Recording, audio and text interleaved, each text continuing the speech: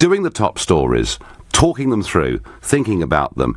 But crucially, unlike so many of the other shows, and there are lots on television and radio on Sunday mornings at about this time, where we see journalists talking about politicians, we see politicians talking about politicians, we even see journalists talking about journalists. And this is the one Sunday show where the public, you, get the chance to have your say. Now, it's Sunday, so perhaps it's appropriate that in an online article for the Sunday Times, the self-proclaimed Messiah himself, Tony Blair, is busy telling us that we ought to come to a new arrangement in terms of immigration with the European Union by checking people in and checking people out, and says that basically Brexit has to be reversed and we need a second referendum. And I'm asking you, in the light of his comments, is it realistic now to call for a second referendum, or have we passed that point? Now, I've got a little bit of form and history with Mr. Blair, because back in 2005, after his third historic election win, he took on the rotating presidency of the European Union. He was the president of it for 6 months.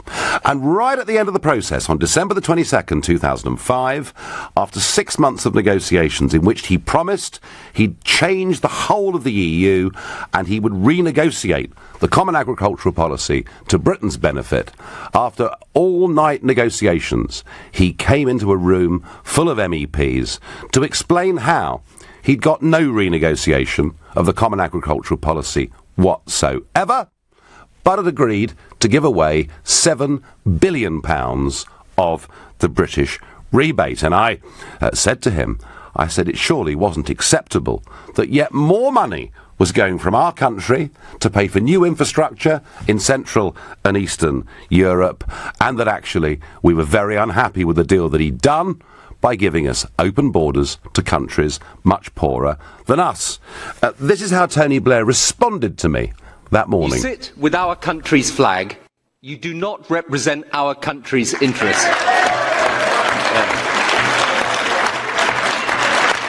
This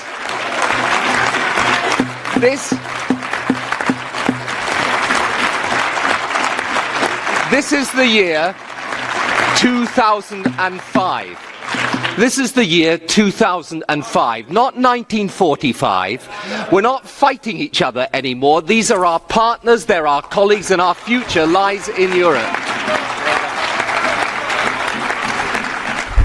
Well, for even daring to challenge the Blair agenda, for daring to challenge open borders, for predicting that it would lead to a huge rush of people to the United Kingdom, all the while he was holding on to the fantasy that it would only lead to another 13,000 people every year. For all of that, yes, Mr. Blair had his go at me that morning, as did virtually everybody in the European Parliament and most people in the British press too. And I did make a series of big predictions on that morning as to what would happen if mass numbers came to Britain. Well, now, Mr. Blair, it's 2017. And here's what you're saying this morning. This decision is life-changing for this country. And this is a moment when every member of Parliament, including the people like Michael Fallon, who frankly believe that Britain's better off in Europe and not out of it, have got to see if there is a way of meeting people's legitimate grievances and anxieties that gave rise to that Brexit vote, but do it in a way that doesn't undermine the economy of the society and the country and its standing in the world. So what I'm trying to do with this immigration paper that my institute's published today is have a comprehensive look at European immigration, say there are ways of controlling European immigration that don't mean you have to do Brexit. And then, by the way, you can concentrate on non-EU immigration, which I think is actually a bigger concern for most people. So, it's 2017, Mr. Blair, and you've written in the Sunday Times that open-door immigration leads to people's wages becoming lower, leads to people struggling to get access to public services. Oh, and also, Mr. Blair, apparently it leads to problems of integration in Britain's towns and cities. And you've done all of this by saying that no longer are the policies I had as Prime Minister appropriate? No apology, no admission of how wrong you were, no concept of what you've done to towns and cities all over this country, not just by opening up the doors to 8 and then 10 former communist countries, but by deliberately encouraging mass immigration from the non-EU world as well. Remember, your advisor said you wanted to rub the noses of the right in diversity. Well, you did a jolly good job, and you alienated millions and millions of people. And for you now to come out and in this hypocritical way talk about us controlling immigration, frankly, I think the whole thing is completely beyond the pale. Certainly got me worked up this Sunday morning. Well, that's Blair. But what about the question? Because what he's trying to do, and the reason that Bob Geldof was in central London yesterday with, I don't know whether it was 25,000 or 50,000 people. Reports vary. Not sure it really matters. But the fact is, there was a big rally yesterday, the People's March for Europe, unite, rethink and reject Brexit, and the push is on for a second referendum. And again, Tony Blair was asked this morning what he saw as the alternative. If you believe there is a better way through, and I'm trying to suggest, and we'll publish more papers over the next months, there are better ways of dealing with the country's problems than Brexit, then at least try and explain that to the country. Find the leadership within yourself to say to people, there is a different and better way. Now, if the country doesn't change its mind, I've always accepted, if there isn't a change, then Brexit will go forward. What I'm saying to those in positions of political leadership and those members of Parliament at the moment is, guys, this is not an ordinary decision. So this make this one where you're prepared to go out, and if you think that there is a different and better way, put it before people and argue for it. So it's all about pushing for a second referendum. But I'm just asking you the question. I want to hear what you, the public, think. Is it realistic now to push for a second referendum, or has it gone? Is it time to accept it and move on? And you can call me on 0345 60 60 973. You can text to 84850. You can tweet at LBC using the hashtag Farage and LBC. And of course, if you're following on Facebook Live, you can Facebook message as well. Now, I'm going to go first to John McTernan, a former senior policy advisor to Tony Blair, and a director of political operations during that particular period in 2005 that I'm talking about. And John, good morning to you. Good morning, Nigel. Is this, John, please, I really want to know, because Mr. Blair hasn't really quite spelt it out in the Sunday Times article. I mean, Is this an apology for getting it wrong back then or not? No, it's not an apology for getting it wrong, because we didn't get it wrong. It's an attempt to derail Brexit, which is why I think it's an interesting and clever intervention. Well, John, I think if you were trying to derail Brexit, you would have more chance of doing so if people thought that your previous policy had been a success. But do you accept that, even among many Labour voters in parts of this country, there is a feeling that we simply let too many people in? Yeah, I disagree with that that view profoundly. I think the policy of letting people in worked in both dimensions. One, we needed workers to work in Britain. We were going through an economic job-creating miracle, and if people hadn't come to work here, things would just not have been done in the health service, in agriculture, and financial services. The second, most important thing you said, these were former communist countries. Yeah. Look at the situation of Romania or Bulgaria compared to the situation of Ukraine. The former communist countries which came into Europe and which were granted freedom of movement are actually democracies, and Ukraine is a broken country, broken by Putin and broken by the influence of the Russian Federation. So what we did was geopolitically right. What we did was right for Europe. What we did was right for Britain. Okay, so you take the view that this actually benefited Romania and Bulgaria, and you take the view that it benefited us too. And no, listen, I mean, I'm not here to fight you. I'm here to listen to the arguments. I'm just here. I'm here just to say what I think. Well, no, absolutely. But with Mr. Blair making, I mean, let's face it, this is a big intervention. I mean, it's major. It's a big article. Interesting that it's online on the Sunday Times, which tells us a bit, I think, about the newspaper industry, where we're going, and a big TV interview. I mean, do you honestly think that what Tony Blair is trying to do is not just to get us to rethink Brexit? And let's face it, John, 70% of the public now actually want us to get on with Brexit. I mean, it's not very likely to work, is it? I think what Tony is trying to do is he's casting around for a way to reframe the question of EU membership, because there are some problems which the government are finding difficulty with. For example, resolving the border between Northern Ireland and Ireland is proving pretty intractable. So Tony's approach is clearly this. There was a battle in the referendum debate about the costs and the benefits of migration, and in a sense, a battle between a view about the social costs of migration and the economic benefits of migration.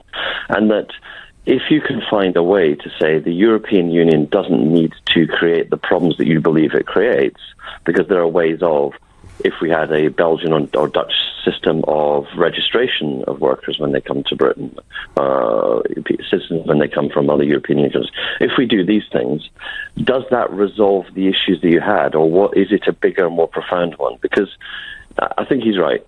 Okay. People are seeing the government struggling with Brexit, but in the absence of any alternative propositions, people go, as you said, let's just get on with it and do it because that was the will of the people, that was the democratic decision, and you cannot overturn democratic votes willy-nilly. There's got to be a groundswell of opinion. So he's attempting to intervene politically to see whether he can strike a chord. And we'll see. And that makes sense. I don't think it'll work, but maybe it will. Yeah. But does this really mean that, let's suppose that Blair's intervention did suddenly get a bow wave of support? Yeah. That a lot of Brexiteers said, you know what, if actually we were able to get these concessions, maybe we could stay in. I'm not saying they will, but just supposing they did.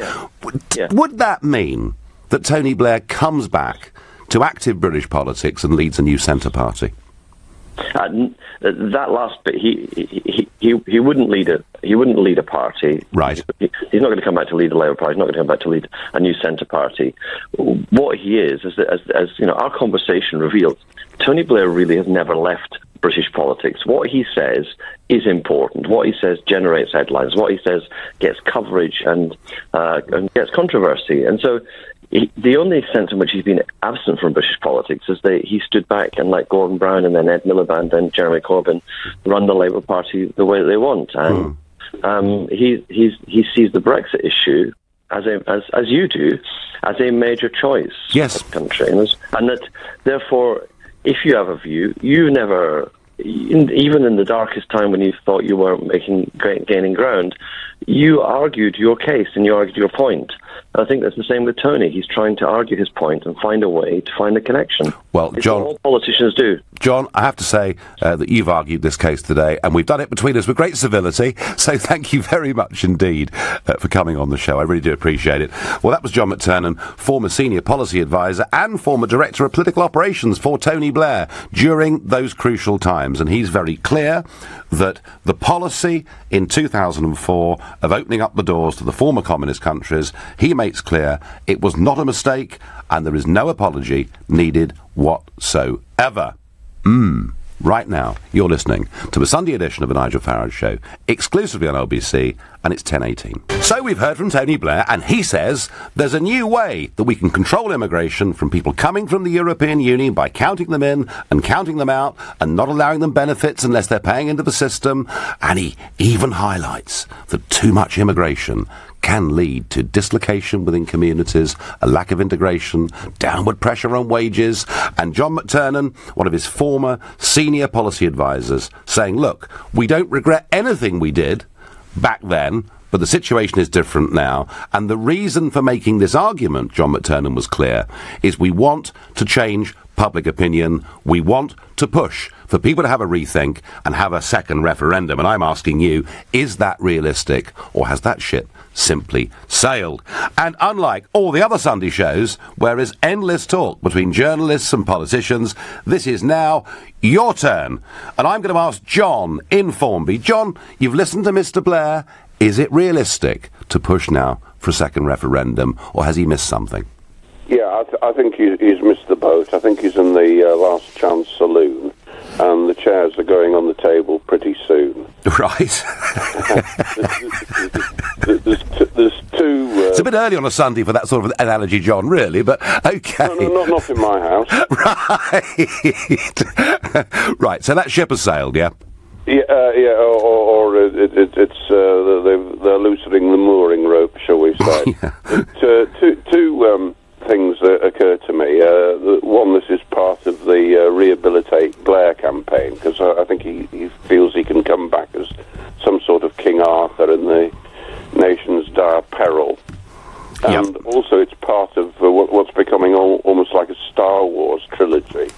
That Nigel Skywalker won the first round, but now we're into the second battle. The establishment strikes back. And of course we've got the usual suspects, our friend Lord Blair of Baghdad, as I call him, and his old mucker Rudolph Hesseltine, as I call him. And they will not give up this fight. But whether they can carry anyone with them remains to be seen, and I frankly doubt it. I also think on this immigration thing that it shows how false and hollow Blair is, because he made a complete mess of it, and he won't apologise. No, that's right. This is the bit, John, that I don't understand. You know, I try to make that point to John McTernan, that if he did apologise and said, look, we did make mistakes, and because of that, you know, we need a different policy, I think it then might be credible. But to say, no, everything was wonderful until today.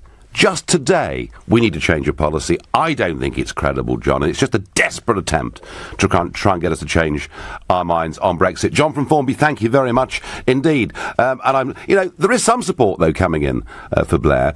I'd be happy for a second referendum. The question on the ballot paper should be, do we accept the negotiated deal or leave the EU with no deal and operate under WTO rules? Patrick from East Sheen suggesting something like that could be put in a second referendum. Have to say, Patrick, it's a very complicated question, and I think referendums need to have a very simple question. Blair is history. He should follow Mr Cameron's example and say nothing about Brexit.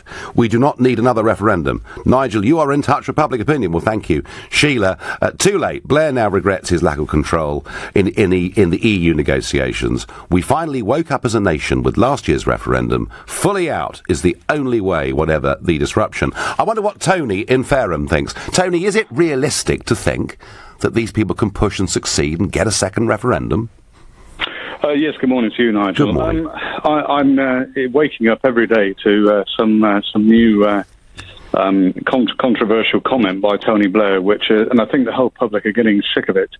I think anybody with half a brain or any ounce of sense would look to see what's happening in the poorer nations of the EU and how they're being bullied, especially countries like Hungary. Yes. They are paying the price. They're being bullied by the EU to take so many people. They haven't got the infrastructure to deal with it. And I don't understand, what the British people cannot see, that how these politicians in Europe are, or the unelected politicians, I hasten to add, are behaving towards the poorer members of the EU. Well, you're talking about the Greeks, of course, and Greeks, yeah. I mean, they've suffered. In fact, you could actually argue, Tony, that a lot of the Mediterranean has been through an absolutely miserable 15 years as a result of joining a currency that they were never suited to. Well, yes, and Hungary, I understand, are putting up a wall with Serbia because they're so terrified, they're so worried about the influx of immigrants. Yeah, I mean, to be fair, Tony, it's not just Hungary. You've actually got Hungary, Poland, the Czech Republic, where I'm going to be next week, and Slovakia. Those four countries are saying, enough.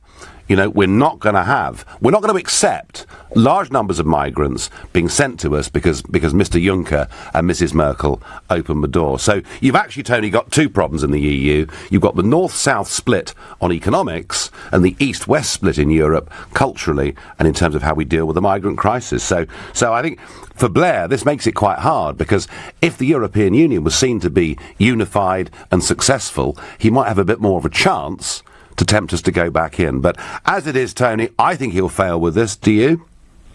Yes, I do, and I think the EU is on borrowed time, to be perfectly honest with you. I think the Juncker and the rest of them are just hanging on to their by their fingernails, really, to their very lucrative jobs. Oh, and, Tony, it's a great lifestyle in Brussels. I know. I've been there for 18 years, and, kind of what's not to like, I suppose. Tony, thank you for your call. Matthew in Heathrow, you agree with Tony Blair, I understand? Oh, yes, Nigel. I'm not a Labour supporter, but I agree with Tony Bell. We've got to reform these immigration rules. Yes. But basically, we need a transition arrangement, and that's the only way we're going to leave Europe, but we're going to still have the rules they want us to abide by, basically keeping the free movement. But we're going to control that as we can already now. So all we've got to do is just make sure when people arrive, they arrive with their passports, we give them an entry stamp, and then we do exit checks. And we make sure when they're in the UK, they pay their taxes when they're working. And that's how we're going to control it. And then we will get that free trade movement. It's going to take a long time to leave Europe to get all the laws in place. And that's why we need at least a 5-year transition arrangement. I mean, one worry I have, Matthew, about that, and by the way, I don't blame the EU for everything, is that Theresa May, as Home Secretary, for all those years, had the job of reforming non-EU immigration and cutting the numbers, and she failed, didn't she? Well, I mean, yeah, they had the opportunity there, and I think, it should be cross-party. Everyone's got to work together, and I think that's why it's good. Labour's speaking up to make sure we get the right deal with Europe, and I think it doesn't matter who's in power. I mean, everyone's going to do what's right for the UK. And well, I hope they will, Matthew. I sincerely hope they will. Just quickly, Matthew, you've made your point that we ought to be handling immigration better regardless. Do you think that Mr. Blair, by pushing this agenda, do you think it's realistic that this could lead to a second referendum on EU membership? No. I was a Remainer, but I've accepted we're going to leave. But basically, I don't think we need the second referendum. But we've got to make sure we get the deal right. Yes. And the only way we're going to do it is by having this transition arrangement. Lovely. Everyone... Matthew, thank you. Thank you, Matthew. And that's your problem, Mr. Blair. There are lots of Matthew from Heathrow's out there. People who voted Remain, but now accept we're leaving and want us to make the best job of it. We're going to get the up-to-date news on Hurricane Irma directly from Florida in a moment. But for now, you're listening to the Nigel Farage edition of The Sunday Show. It's 10:30. Well, Tony Blair is trying to change the direction of British politics. He says we can control immigration far better under EU rules and maybe then head towards a second referendum and reverse what he sees as a huge historic mistake. But meanwhile, the story that is absolutely dominating global news is, of course, Hurricane Irma. Now, it's wreaked havoc in many of the Caribbean islands. We understand it's now strengthened to a Category 4 storm, which means sustained winds of 130 miles per hour, not just gusts, and gusts very much higher than that. Now, Florida has been bracing itself for this, and amidst pretty dire warnings from the Florida governor, Rick Scott, saying to people, just get out, because if the storm surge is 10 or 15 feet, Scott has been saying, look, you can rebuild houses, you can, get new possessions, but your life literally is in danger. And we understand that 6.5 million people have now fled the coastline. Well, somebody that hasn't fled the coastline is Erica Rodriguez, and she's a reporter and anchor for WIOD, a radio broadcaster in Miami. And Erica, I understand you're still in Miami. We're actually a little bit north of the city. Yeah. In Broward County. We are inland. That's the good news. We are not going to have to deal with storm surge, but we've been dealing with severe tornadoes. In fact, our entire organization, iHeartRadio, was forced to go downstairs into what we're considering our safe room because we had a tornado in the area. In fact, in South Florida, there have been 10 tornado warnings since last night. Oh, right. So it's not just strong winds, it's tornadoes. And this storm surge that Rick Scott, your governor, was talking about. I mean, if that happens, are these areas now evacuated completely, or have people just said, the hell with it, we're going to stay? You have your very who, no matter what, it's for so many people in the emergency response situations. Those are their jobs, and they're not responding to calls right now because the winds are strong. And then, of course, if you have part of the ocean starting to show up onto the street, that's another problem because they're going to have major flooding issues, and the businesses will start to fill with water like what we saw with Hurricane Harvey. And when, Erica, is this storm expected to be at its worst? Well, the Key West is in front of the storm. We have the National Weather Service, Key West, saying that they expect the eye wall, which is going to be the strongest winds, heaviest rain, starting to move through in about an hour and a half or so. In an hour and a half or so, right. Erica, listen, thank you so much for coming on and bringing us up to speed, and we wish you well, and our thoughts are with everybody in Florida right at this moment in time. Erica, thank you. Well, Erica, they're making it clear that she's on high ground, but in an hour and a half's time, so around about midday our time, it's expected to be at its very worst. I guess it's very difficult for forecasters to know quite what to do and what to say, but clearly Rick Scott, the governor, and indeed President Trump as well, taking absolutely no chances on this whatsoever. So I'm asking, in the wake of what Tony Blair has said this morning, is it realistic for him to push for a second referendum? And I'm going to go to Adam in delightful Carrickfergus in Northern Ireland. Adam, good morning. Good morning, Nigel. Nice to talk to you again. Good. Yeah, I just wanted to ask you, Nigel, I at the time of the Irish getting a second vote, I didn't really pay much attention to it, but it seems to be kind of like history repeating itself with that, because you have now almost a daily onslaught of negativity towards this Brexit, and it just worries me that it's not going to happen, Nigel. I really do think that the powers that be are gonna betray the 52%, to be honest with you. Well, Adam, we are dealing with very strong and powerful forces. We're dealing with big banks, big multinational businesses, big politics, and generally big media too. And you're quite right to talk about Ireland. Way back in 1992, the Danes rejected, and in fact under the rules vetoed, the Treaty of Maastricht. And that should have been that, according to the European rules. But oh no, that wasn't good enough. They were forced to vote and bullied a second time into voting yes. And it's happened in the Republic twice since the year 2000, where the Irish have voted no to European treaties and been forced to vote again. I remember after the Irish rejected the Lisbon Treaty, asking Mr. Barroso in the European Parliament, what part of the word no don't you understand? And they think, Adam, these big powerful forces that you're right to identify, they think they can bully us into submission as they managed in previous times with the Danes and with the Irish, and I contend that simply isn't going to happen. So Adam, I'm less pessimistic than you, but I thank you for your call. And Adam's point of view, I have to say, I've met quite a lot of Leavers who are really, really worried that we're going to be betrayed. That's how they feel. Now, joining me next is somebody who I have clashed with, I think it's fair to say, Alistair Campbell, former Director of Communications for Tony Blair. Alistair, good morning. I'm very well indeed, thank you. Now, the point of this show, Alistair, I promise you, is it's not a duel. I would really want to find out what my guests think. Do you welcome this intervention by Tony Blair today?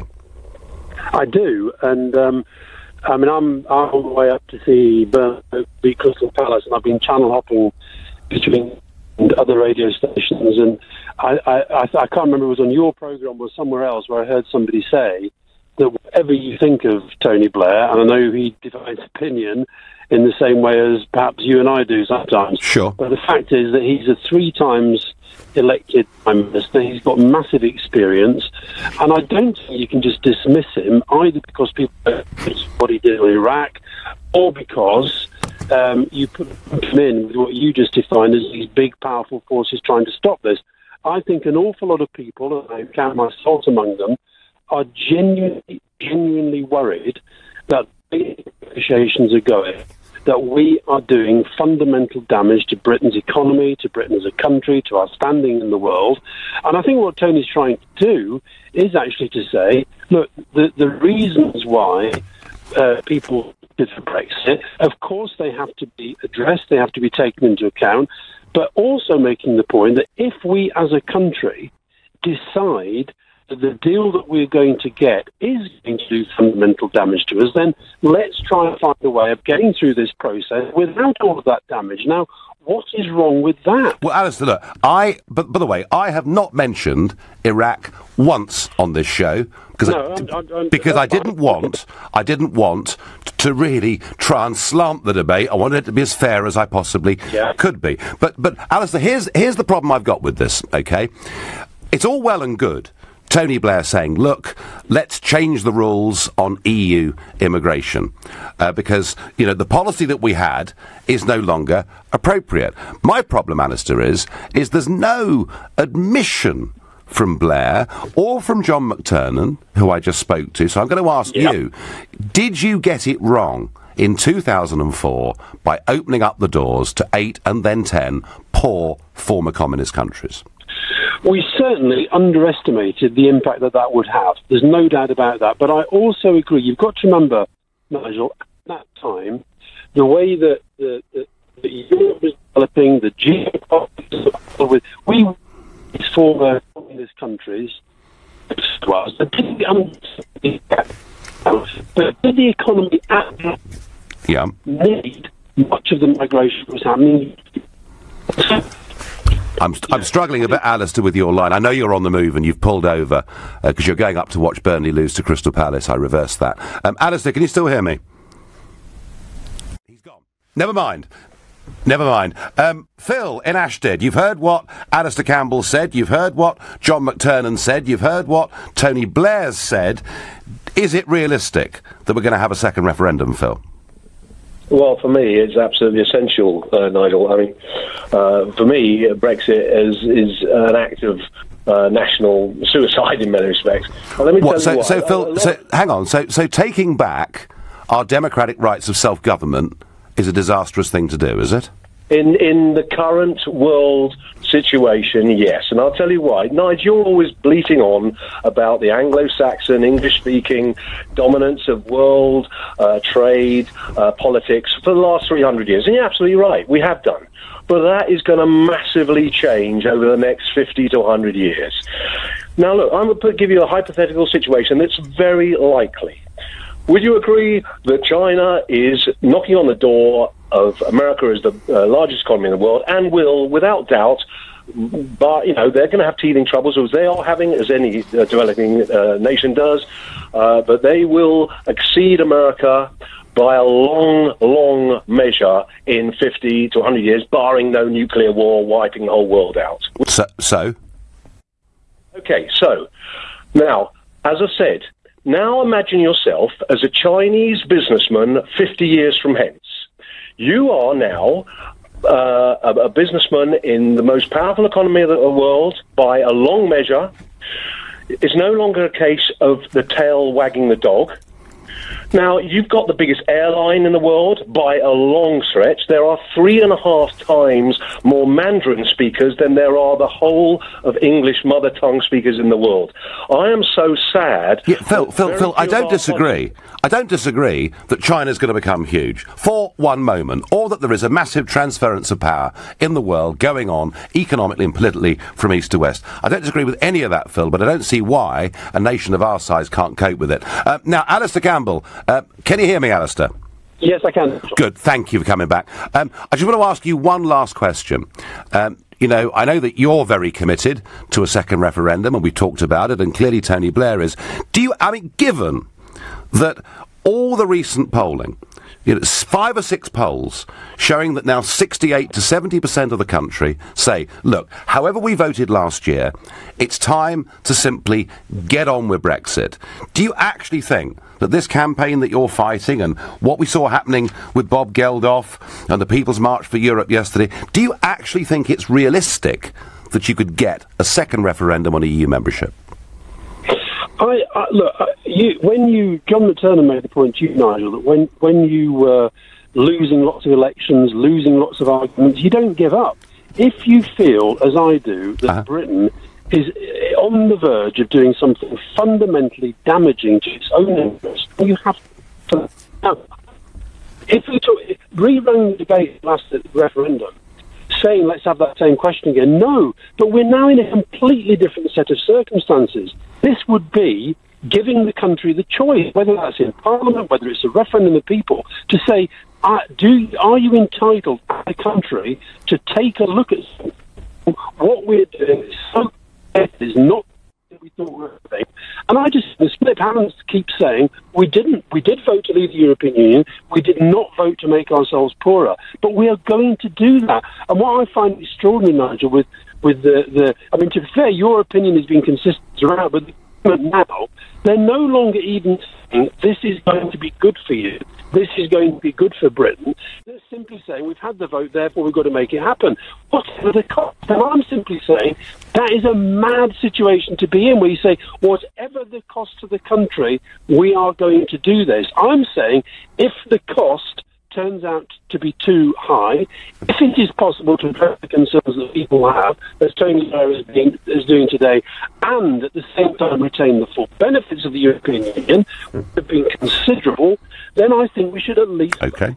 OK, Alistair, you believe in it strongly, and we will talk about it again. Thank you for coming on the phone, and enjoy the football. You're listening to the brand new Sunday edition of the Nigel Farage Show, exclusively on LBC, and it's 10:48. We've had Alistair Campbell on the show, we've had John McTurnan on the show. Nobody could say we're not giving everybody their chance to have their say. Alistair Campbell believes it's going to be a disaster if Britain leaves the EU, and that anything must be done to try and give the people a second referendum on the issue. And Tony Blair is trying to do that today, and trying to build up support for it today by saying we can actually stay in the EU and deal with immigration differently. My problem with all of that is all of them do not and will not apologise for what happened back in 2004 when they opened the door. But there we are. They say circumstances then were very different. Now, it's not just me being critical, because Sir Michael Fallon, the Defence Secretary, has been on the Andrew Marr show this morning, and Sir Michael says, I think it's a pity, talking about Blair, that he didn't think of that when all these new countries were admitted to the European Union on his watch. Oh, yes, Sir Michael. That's great, isn't it? Sir Michael, you're the reason I got into politics, because I'm sick of hypocrites like you. Your party voted for this. Your party championed this. You believed in enlarging the European Union, and when the deal on the table was open doors immediately, you three-line whipped your own MEPs to support it. But no, Sir Michael today pretending, of course, that he was Eurosceptic all along, and he always wanted to control immigration. Yes, I don't really trust any of them, I have to say. Femi is my next caller from Vienna. Femi, hello.